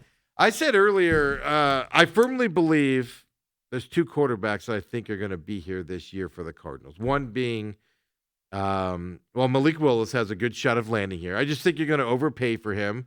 You're going to overpay for him as an unproven guy from Green Bay as a backup. He just hasn't proven himself. He's had blips in Green Bay as a backup, but can he do 17, 18 games as a starter? Only evidence of that is Titans land. So Malik Willis is a very strong possibility to be the starting quarterback this year, or Kirk Cousins. Do you have a problem with either one of those? I have a problem with all of them. And there's a reason why every single one of them is going to become available. Well, Kirk Cousins is becoming available because new head coach, and they don't want to pay him that much. Right. He would have been there. He would have been there if they just signed him again, or they picked up an option or something. He would be there if Raheem Morris was there as a good backup. I watched him here, man. I know he's a turnover machine. I know he, is not great at times. I understand all of that. He can still run an offense, man. He can still put points on the board. Yes, you have to put up with that garbage. He's going to have a game where he's going to throw 7 interceptions and look like garbage. And then the next game, he's going to throw for 7 touchdowns, and you're going to win a game in a blowout that you probably shouldn't win. I get it. But as a bridge gap quarterback, here's the way I'm framing it.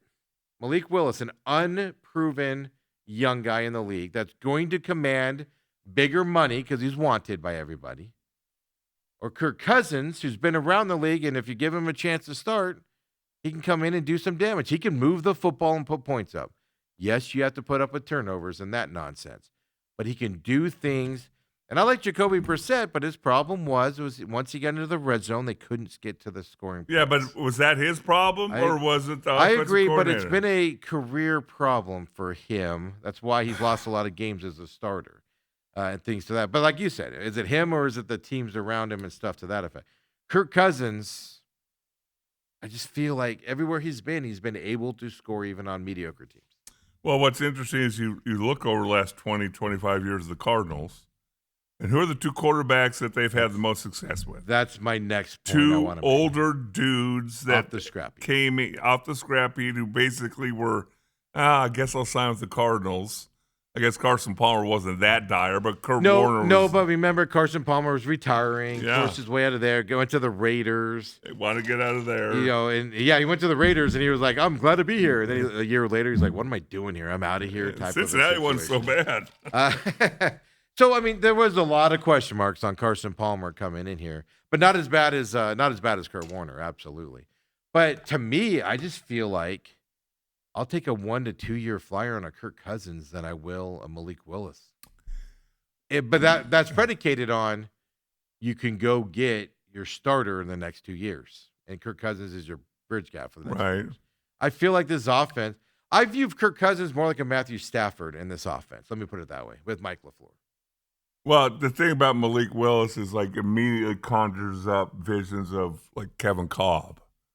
Flash in the backup. a flash in the pan. Let's sign him big money, and That's my point, he was a flash in the pan. That's what worries me about him. Yeah, And with this offense, I could see a Kirk Cousins, a Jimmy G especially who just, at the Rams, a Jimmy G coming over for a year or two.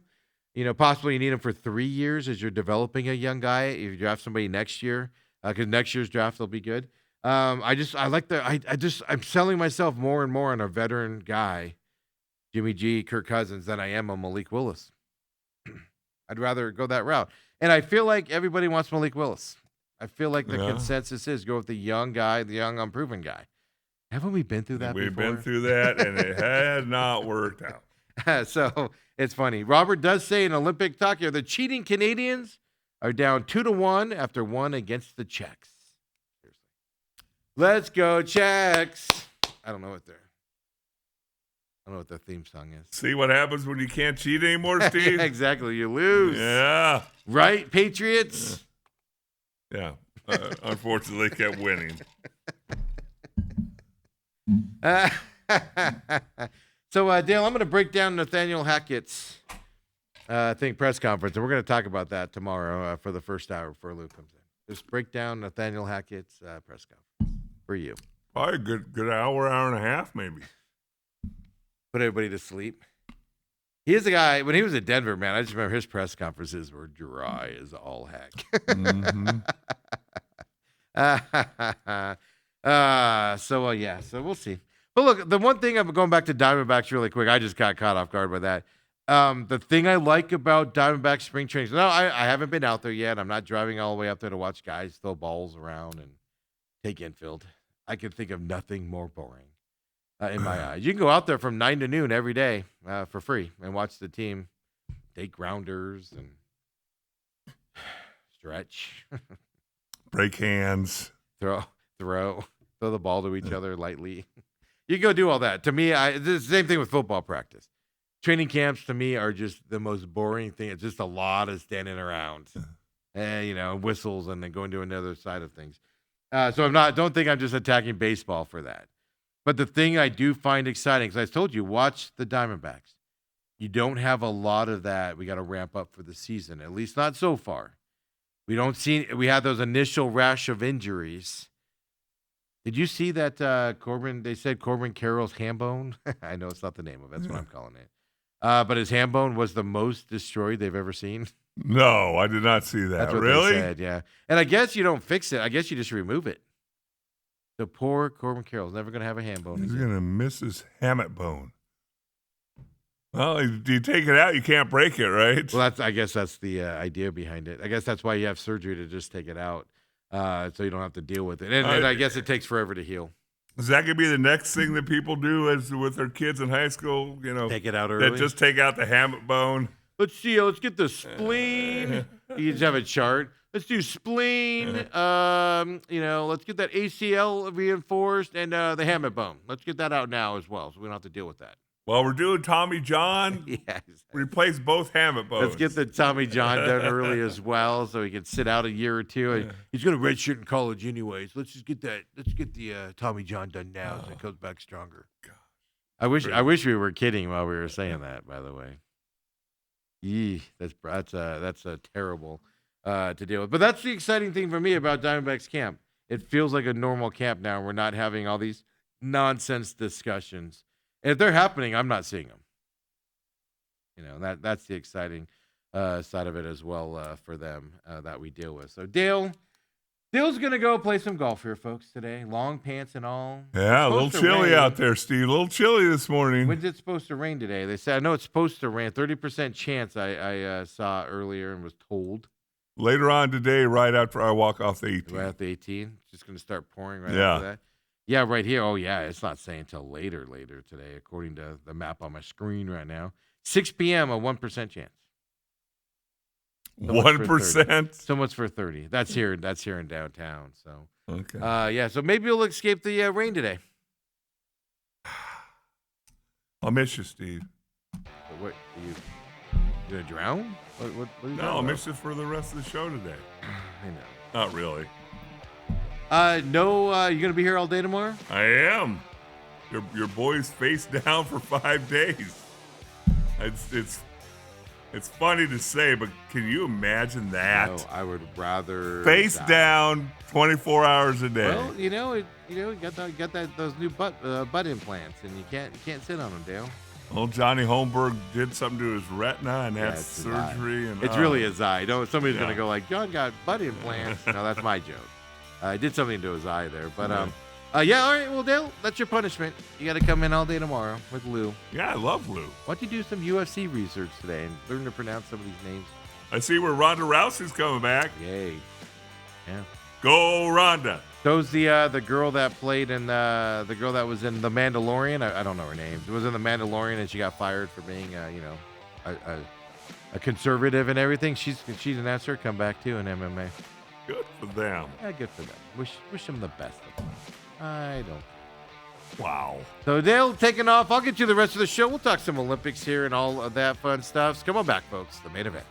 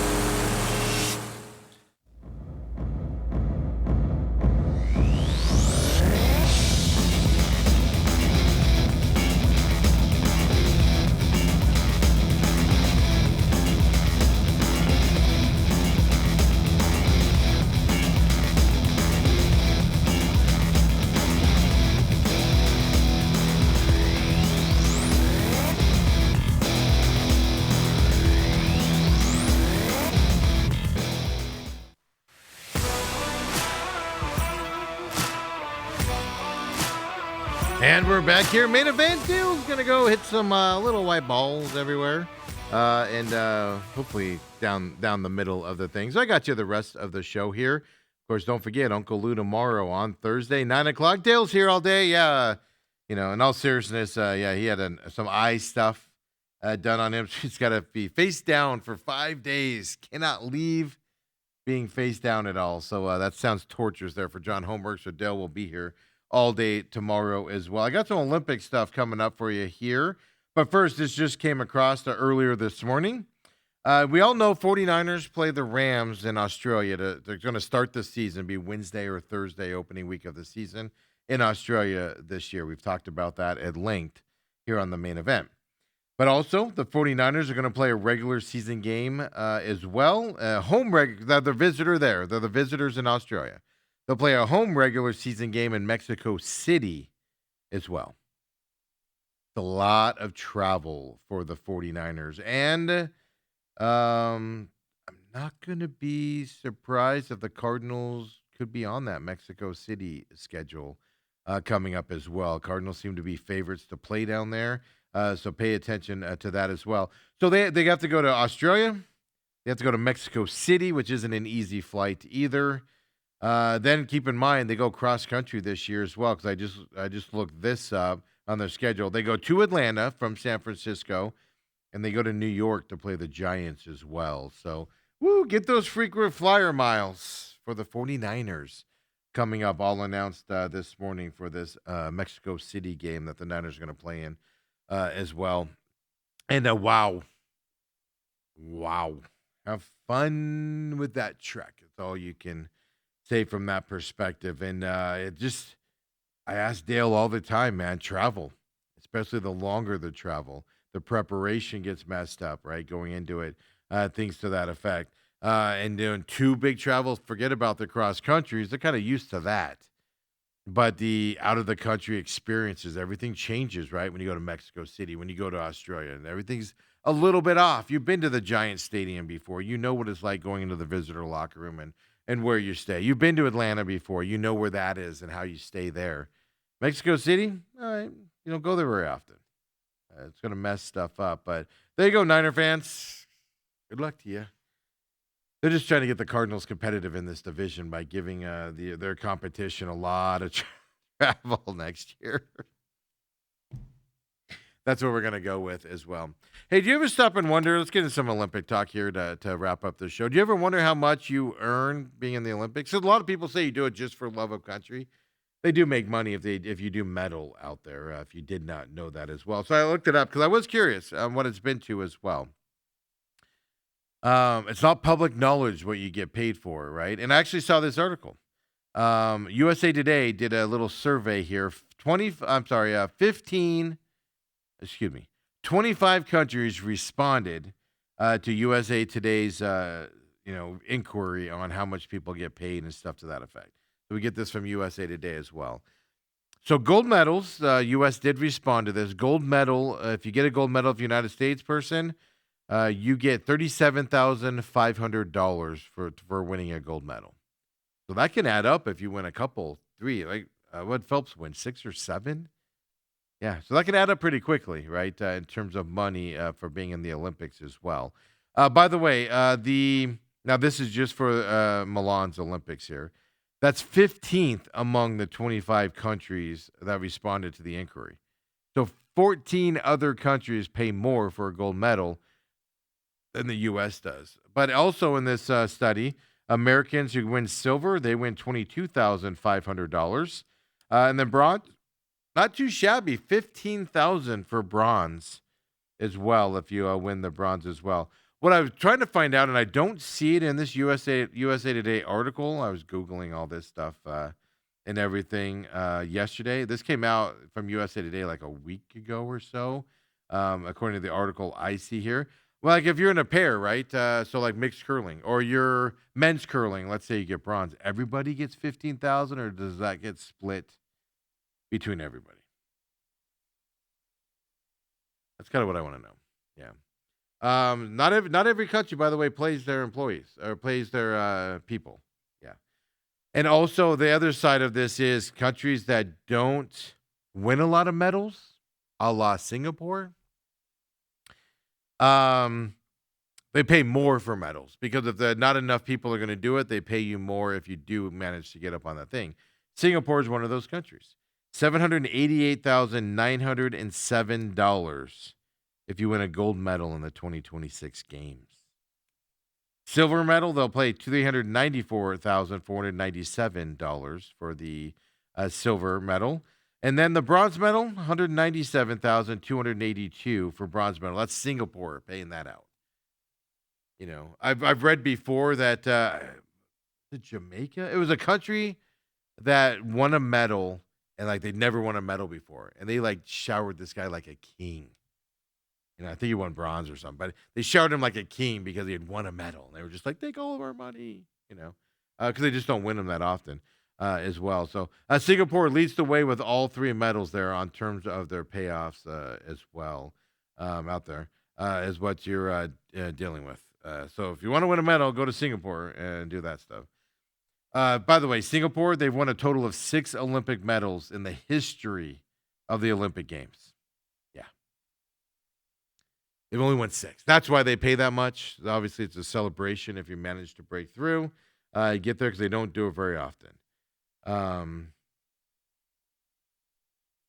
Singapore's also never won a medal at the Winter Olympics. Those are Summer Olympics is where they've won them. So that's why you kind of get that money out there as well. The other side of it is, in Winter Olympics, they didn't start competing in the Winter Olympics till 2018. So a little bit behind the ball in terms of training and stuff to that effect and everything. Before that, it was always Summer Olympics that they competed in. So that it is a little misleading or something to make fun of them that they haven't won a winter medal yet because they haven't really done that much as well. So far, the Americans have 7 gold medals, 11 silver medals, and 6 bronze medals for them. So a total of 24 medals at all. Norway, 15 as well. 15 gold, 8 silver, 10 bronze for a total of 33. Italy is second with 25, but they have 9 gold medals, 4 silvers, and 12 bronze medals for them for 25. Then you get into Japan, has 22 total, 5 gold, 6 and 11. Germany, 21, 5, 8, and 8 in terms of that perspective stuff as well. So the Hong Kong, in terms of what they pay out, so China, $767,000 for gold is what they pay out. Italy pays out $213,418 for gold. 9 gold medals have been given out by Italy so far. $213,418 for each gold medal there for Italy as well. Poland, 211,000 and some change, and then Slovenia, 162,000 as well. So Italy's going to be paying a lot of money. Now the host country, they're making a lot of money. But the host country there, leading with those gold medals as well. So the USA, as I said, is 15th out of the 25, what they pay out in their sides of stuff.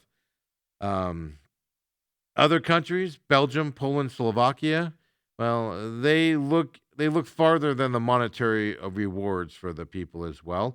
They actually offer monetary rewards for athletes who actually don't even medal, like they finish 4th through 8th place, as what those countries do as well. Poland, with that $211,268 for a gold medal, they also get a Toyota Corolla, fully furnished 2-room apartment, a painting, a holiday voucher, and jewelry as well for winning a gold from Poland. Big money and a place to live as well. Yeah, there are countries that don't offer monetary bonuses for winning medals. Great Britain, which kind of surprised me. Sweden and Norway do not either. That doesn't surprise me, Sweden and Norway, because they traditionally have the most gold medals or compete for the most gold medals in the Winter Olympics for them as well. They do provide financial assistance to athletes to get ready for the games and train and all of that stuff as well. So it doesn't surprise me that Norway always wins a bunch of gold medals. So they're like, we can't afford to pay you out. There's interesting tidbit there on the Olympics for you out there that you only hear these types of stats here on the main event as well coming up here. So as I said earlier, in terms of hockey, U.S. women's hockey team has gone 331 minutes, 23 seconds since allowing a goal. By the way, that shatters the previous record, men's or women's. Yeah. The women's record before was 199 minutes and 35 seconds. Longest shutout streak in Olympic hockey history. The men's longest time, 245 minutes for the men. So they're shattering that. Doesn't matter, men or women's record as well. They haven't allowed a goal since the second period of their tournament opening win over Chechnya. That's the only goal that they've given up in this tournament as well. They're heavy favorites in the gold medal match against Canada, which gets underway tomorrow as well. I mean, I heard Bruce yesterday. I heard Bruce Cooper sitting right here to my left. I could just see the U.S. losing this thing with how they've been dominant. I did look up, though, because yesterday I gave that stat. We've dominated against Canada lately. This, the 5-0 victory earlier in the Olympics wasn't just like a shocker thing. I looked because I thought it was something like 3 out of 5 or something we've won, or 5 out of 7 or something we'd won. I said it yesterday and I didn't quite have it. But they've won 7 straight games against Canada as well. So there's a domination going on here by women's hockey. But obviously you're expecting this would be a monumental upset by Canada if they beat the United States women hockey in the gold medal game coming up as well that you're looking at based off of those numbers as well. And men's hockey is dominating who they're playing as well. They're getting into the quarterfinals now. They got to keep winning, but they've had an easy go of it so far as well in terms of the hockey side of things that we're talking about. So Norway actually going into today, I told you earlier that USA Today deal. The stats I was giving you during USA Today was off of their article, a few days old now. Norway now has 32 gold or complete medals. Italy has 25. U.S. has 23 as of going into today's action up there. So I apologize. I didn't clarify that earlier. That was a several day old medal count in that USA Today article talking about that as well coming in terms of the medal counts. Netherlands, by the way, Norway has 32. Netherlands have 13. Sweden has 13 as well. Sweden's kind of disappointed in these Olympics. They usually have a little bit more success out there that we're looking at. As Robert said earlier, was keeping us updated. Curling is out there against those cheating Canadians. And they're right now. They were down. I think they're still down. I have it up here, but it doesn't have a score in front of me right now as well. So Robert says, Uncle Lou's future bet on the 49ers will be worth a listen. That is actually a very good point there. the travel the Niners are going to go through this year. Now, we don't know their schedule yet. So when do the internet? We know the Australia game is going to be a Wednesday or a Thursday to start the season. They'll either be Wednesday to start the season, or they'll be Thursday to start, or Thursday for the season, because there cannot be a Friday game this week. There's a law. The only reason there could have been Friday games the last couple years is because it fell before the cutoff date on that law to start. This year it falls behind it, so there cannot be a Friday night game this year in the NFL. So it's either going to be the opening night game, right, where the Seahawks as champions play. That'll either be Thursday or Wednesday. The Australia game will be the other day, either Wednesday or Thursday coming up here. So we know that one's early in the season. It gives them plenty of time to get back here, get into the season. But when does that Mexico City game come into play? Do they do a bye afterwards, like a lot of teams do? Do they not do a bye? But how close is that to a flight across the country to Atlanta? I have a feeling the NFL is going to give them some grace, right? Coming up as well. They're not gonna stack long flights together. I wouldn't think. They wouldn't do that to a team coming up on that. But that's a good point on the futures look here for the Niners, and if they have to write that down. So we don't know, when they play yet. So that'll be something to watch when the schedule comes out for the 49ers and how that is set up. And doesn't the schedule come out here? Well, it's obviously after March, beginning of April, I think, right?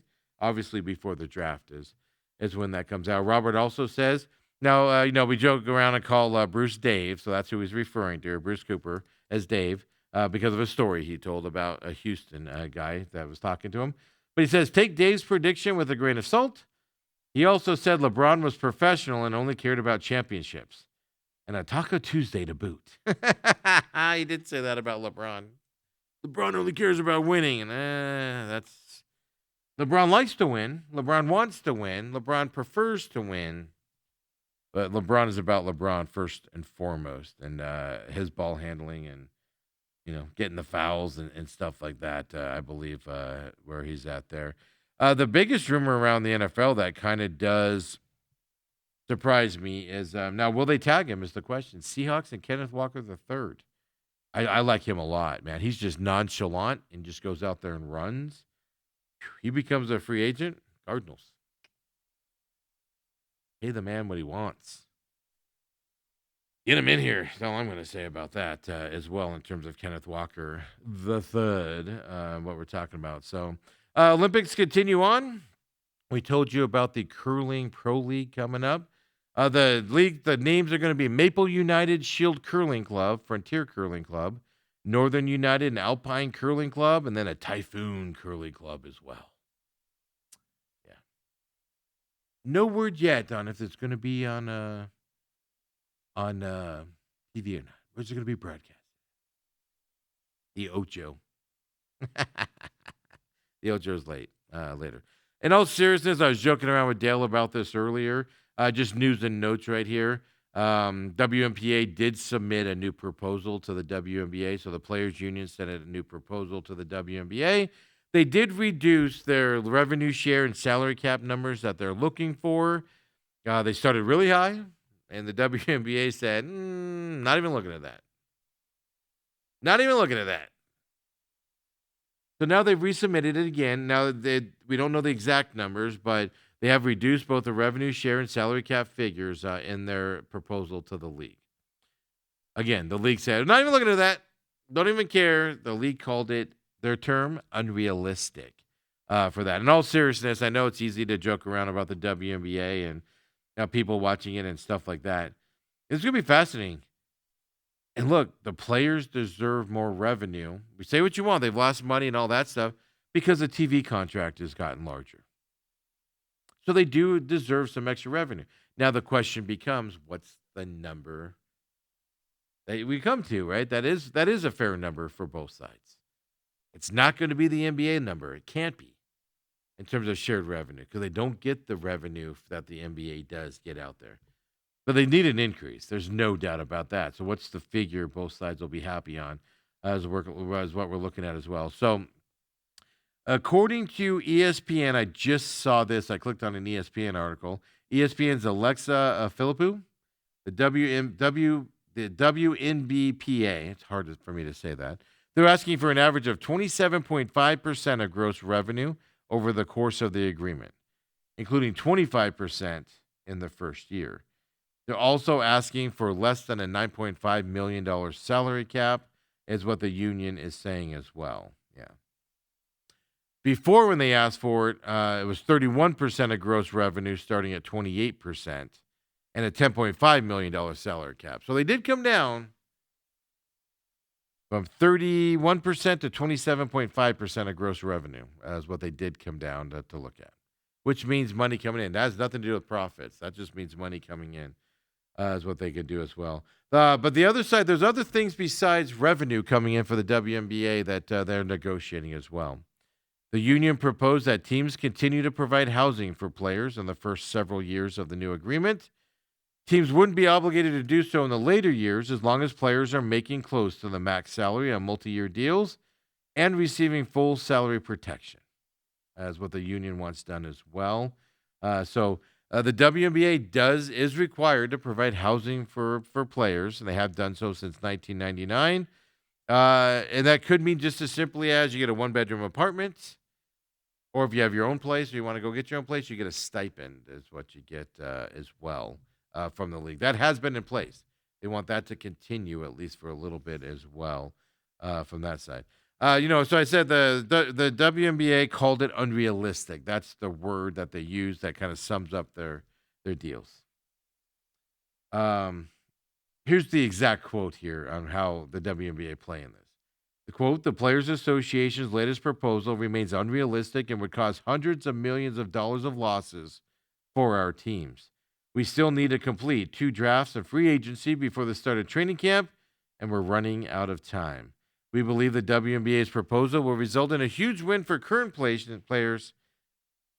and generations to come." Obviously, the WNBA likes their proposal better than the PA's proposal. But that's the other side of this to think about. I know some of you are going, why are we talking about the WNBA, Steve? And I know it's a different negotiation, but keep in mind, baseball's about to go through a big CBA war as well coming up at the end of this year, right? But the WNBA, it's same thing with that. You don't have a draft. You don't do free agency. You don't do league things leading up to the league year if you're locked out. So then when a deal is done, you've got to do all that stuff in a hurry and then get wrapped up for basketball and stuff to that effect, to move forward. So this isn't an issue of, you got to have it done before the league starts. No, to get ready for it as well is what you have to look at as well going forward. But we're seeing at least proposals being put back and forth for the WNBA moving forward as well. In terms of golf, interesting. Tiger Woods had a press conference yesterday. Don't forget, he had that Achilles rupture or tear or whatever he had, but it was his Achilles. So he's recovering from that. What's his timetable to come back? Stuff like that. He was asked in his deal, obviously it was all over social media. I watched the whole press conference. It was about 10, 12 minutes. But he was asked if the Masters coming up in April, if you don't know when the Masters is, it's April. And he was asked if he can make it back for the Masters. He was asked specifically if the Masters was off the table was more of the question. His response, no. So we could see Tiger playing in the Masters this year coming off of that Achilles. I don't remember exactly what happened. Did he tear it? He did something to his Achilles, and he's been out for a while and everything. So to be honest with you, I don't remember how bad it was. But obviously bad enough. He's missed a lot of golf. Could we see him for the Masters? Something to work your way back for, I guess, is a way to look at that as well. In terms of college football here, get your bets in early here. Robert brought up the 49ers and kind of the under. I wonder how much the over-under on the Niners is going to be affected by what we know right now. I wish I would have looked it up before this, right? If you missed it, they're going to Australia to start the season. They're going to have a home. That's a road game, obviously. And seriously, in terms of the football, it's a road game. Then they're going to go to Mexico City as a home team. Like I said, they have to go to Atlanta and New York in terms of long flights for them this season. I wonder if the over-under has been affected at all win total's been affected at all here with the announcement they got to go to Mexico City this year as well. I wonder. I did not check that fast enough, so I don't know if it's moved at all in terms of that. If that is as that, excuse me, if that's had it move at all either as well. So, um, right now the Cardinals are having a press conference with Nathaniel Hackett, Nick Rallis, the special teams coordinator as well. Coach G is what we're dubbing him coming up here.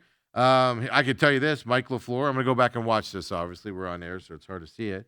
But Mike LaFleur said, quote, "I wanted him and nobody else, and he's here." In terms of Nathaniel Hackett here as the offensive coordinator, we know LaFleur is going to call the plays. So he's going to be more of a consultant, more of a guy setting up the plays and stuff to that effect. So we'll have to see how that plays out, and we'll watch that press conference. Talk more about that tomorrow, of course, with Uncle Alou joining us tomorrow as well. So, the last thing I wanted to just bring up, we talked about it yesterday with Coop, right? Major League Baseball has implemented the automatic ball strike system. And I told you yesterday that they're not going to have the replay of it be live in the stadium. They're not going to have the replay be on any of the broadcasts either. In terms of showing the ball, if it's a strike or not on the screens. When it's now being, when a player or somebody taps their head, bloop, bloop, the umpire's going to stand up, say it's being challenged. They're going to look at it, and you will not see the replay at all. Now we find out they're delaying broadcasts by 7 seconds. So we'll have a 7-second delay at home, or if you're in the stadium watching it, you'll have a delay as well. That's also, they don't want any info. They claim they don't want any info to go the dugouts or anybody to see any of the pitch counts and stuff to decide if to challenge it or not. They want the challenge to happen instantaneous. Ball hits the catcher's glove. Catcher, pitcher, or batter are the only ones that can challenge it. Bloop, bloop. But keep this in mind. You're going to be watching games at a 7-second delay. Boy, how's that going to work for betting? In-game betting. How's that going to work for the delaying in terms of watching these games and the enjoyment of the games? This is weird how they're doing it. They're implementing it weird. This is the problem with them just dipping their toe into, computers deciding balls and strikes. They should have just go right into robo-umps at that point. Just they call it on the spot. Because now it's going to affect I'm not going to say the enjoyment of watching the game, but it's going to affect the way the game's watched. A lot of people, whether you like it or not, I'm not one of them. I'm not that big of a gambler. I know. I'm really not. Especially baseball. I don't bet on baseball very often because you never know what's going to happen. But the issue is, right, a lot of people watch your sport with the apps open. And what's coming up next? And you're going to be on a 7-second delay now. So you're not going to have accurate timing, accurate issuing and stuff like that to get your bets in. The play's already happened by the time you can get your bet in. It's going to be fascinating to see how this works out. Does it hurt ratings a little bit on baseball with people not as interested in it and stuff to that effect because they're not able to bet on it as they go through it, stuff like that. It's interesting to me that baseball is going this way. The idea is to speed up these games. The idea is to engage the fans more. Baseball right there, in my eyes, baseball is doing the opposite. They're disengaging the fans by delaying it 7 seconds for the broadcast, by not showing the replays. That ball should hit the catcher's glove. Batter, catcher, pitcher instantly decides if it's going to be reviewed. Say 3 seconds. Boom, you can have that replay right up there. To not show the replay in the stadium is a joke and a farce. You're supposed to be bringing the fans in more with more knowledge, more interesting things. Even MLB.com, you can go on there and they show you the pitches and where they land and stuff. That's going to be delayed also. Everything coming out of the game from the live game is going to be delayed. So information cannot be fed to the dugouts on challenges and stuff to that effect. In my view, Every other sport is bringing fans into the sport. More exclusive details. This is how we review things. This is the transparency of the sport when our referees messed up. Here's what we got. They're moving toward that side. Baseball is doing the opposite. They're pushing the fans out a little bit. Robert says, would it be interesting how the delay impacts live betting while you're in the stadium? Yeah, well, that's the thing. Obviously, you're in the stadium. Now, I don't know if you can get a bet off of this replay is good or not. Like, I don't think you can work that fast. But it is interesting. Because don't the betting apps have to adjust themselves? You have to watch that while you're at home, by the way. Like, YouTube TV, it's been proven by a lot of people. YouTube TV will be live with the game at the beginning. And what they'll do is they'll throw an extra short commercial in at every commercial break. So you're actually end up being like a minute behind the live broadcast because they're throwing in a couple extra commercials. You don't know you're a minute behind. How do you adjust that as the gambling apps and stuff like that? Whether you like it or not, football became the best sport that everybody follows and everybody loves because of gambling. Fantasy football and gambling. A lot of people watch baseball, whether you like to hear this or not because they love the game, because they can bet on it, live betting on it, and bet on the real moments and stuff to that effect. It makes the game more enjoyable to them. Are you pushing those people away? Oh, that's fine if you are. But how big of an audience is that? And then on top of that, like I said, your viewership side of it. If I'm watching it on television, now 7 seconds isn't a lot, I get it. When I'm watching in the house, I do this a lot. I'll be listening to the game. I'll be watching the game. Boom, I got to run and grab dinner. I got to run to the store real quick. Boom, put it on the radio. Listen to the radio. Go back in. Now, 7 seconds, you're not going to miss that much, right? It's not going to be that delayed. Is that going to kind of that? Every league is immersing you in more and more stuff, and baseball's going, nah, we're going to push you back a little bit because we don't want the teams to see the replay information. What? Makes zero sense. 0 cents whatsoever, and I don't know what baseball's doing. Other than I am wholly convinced Rob Manfred hates baseball, to put it bluntly. He's done some great things for the game. Ghost runner, I could take or leave. I understand why you do it.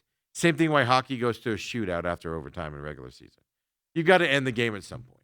Same reason why the NFL you can end in a tie. You've got to end the game at some point in the regular season.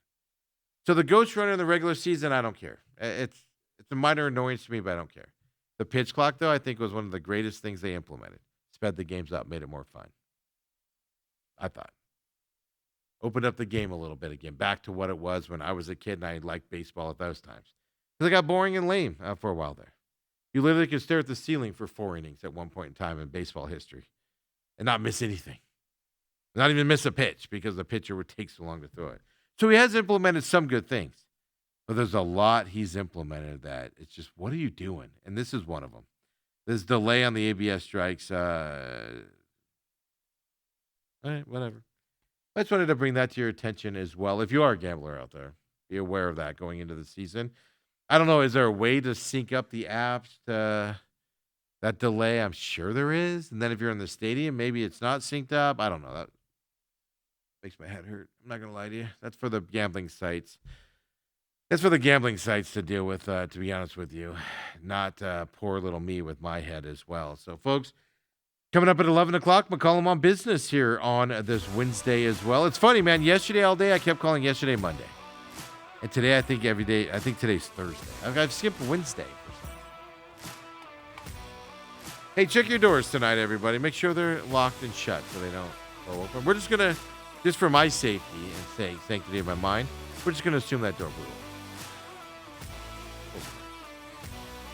McCollum on Business at 11 o'clock. And then, of course, be back tomorrow morning, 8 o'clock as well for the main event. Come and join us here. Uncle Lou tomorrow and Dale all 2 hours tomorrow as well. So we get double the treat tomorrow. Come and join us, would you? Thanks for joining me here today. The last half an hour for Dale Hillestray, I'm Stephen McCollum, and see you tomorrow.